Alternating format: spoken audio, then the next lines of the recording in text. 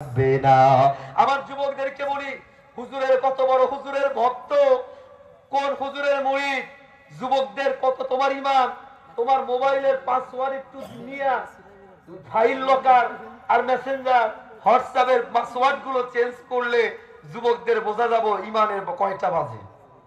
কথা কয় না? এক মোবাইল যদি সাক্ষী দেয় হাসরের ময়দানে কোন মানুষ মনে হয় মুক্তি পাওয়ার উপায় থাকবে না। এত আকাম কুকাম এখন মোবাইলের মাধ্যমে হয়। কথা বলে না ঠিক কিনা বলো যুবকেরা? যুবকদেরকে বলি আল্লাহর রাস্তে মিসইউজ করো না। তাহলে এক নাম্বার নেশা, যেটা বলছিলাম, নেশা ছেড়ে দিবা।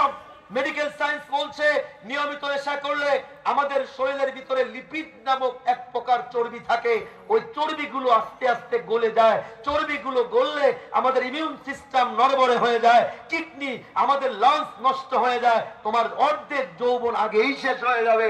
এরপরে 40 বছর হবে, হার্ট ফেল হয়ে মারা যাবা, কাজও করতে পারবা না, দুনিয়াও ভোগ করতে পারবা না। পরকালে আল্লাহর নবী বলে লা ইয়াদখুলুল জান্নাতা জাসাদুন গুযিয়া বিল হারাম, যেই বডি হারাম দ্বারা গঠিত ওই বডি আল্লাহর জান্নাতে যাবে না।